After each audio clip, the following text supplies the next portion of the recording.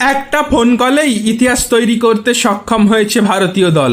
অবাক হচ্ছেন যে এটা আমরা কি বলছি? আপনাদের জানিয়ে রাখি, গত নভেম্বরে ওয়ানডে বিশ্বকাপের ফাইনালে হারার পরই ভারতের জাতীয় দলের হেড কোচের পদ থেকে সরে যেতে চেয়েছিলেন রাহুল দ্রাবিড়। তবে অধিনায়ক রোহিত শর্মার কল পেয়ে সে সিদ্ধান্ত বদলে চুক্তি রিনিউয়াল করেন। টি-20 বিশ্বকাপ জয়ের পর রোহিতকে তাই আলাদা করে ওই ফোন কলের জন্য ধন্যবাদও জানিয়েছেন ভারতের সদ্য বিদায়ী হেড কোচ। বিসিসিআইয়ের প্রকাশিত এক ভিডিওতে দ্রাবিড়কে রোহিতের উদ্দেশ্যে বলতে শোনা যায়, নভেম্বরে আমাকে ওই কল করার জন্য এবং চালিয়ে যেতে বলার জন্য অনেক ধন্যবাদ। তোমাদের প্রত্যেকের সঙ্গে কাজ করতে পারাটা আনন্দের ও সৌভাগ্যের ছিল, কিন্তু এ সময়ের জন্য ধন্যবাদ। অনেক সময় আমাদের কথা বলতে হয়েছে, আলোচনা করতে হয়েছে, একমত পোষণ করতে হয়েছে, মাঝে মধ্যে দ্বিমত হয়েছে, তবে তোমাকে অনেক ধন্যবাদ।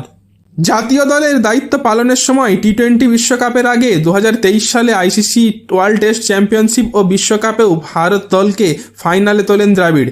দুটি ফাইনাল হারার পর অবশেষে শিরোপা জেতার পর দ্রাবিড় বলেছেন, আমি সাধারণত ভাষা হারিয়ে ফেলি না, কিন্তু আজকের মতো দিনে এমন কিছুর অংশ হতে পেরে আসলে আমার কৃতজ্ঞতার শেষ নেই। আমাকে, আমার কোচিং ও সাপোর্ট স্টাফকে সবাই যে সম্মান দেখিয়েছে, সদ্ভাব দেখিয়েছে, যে প্রচেষ্টা দেখিয়েছে, তার জন্য অনেক ধন্যবাদ।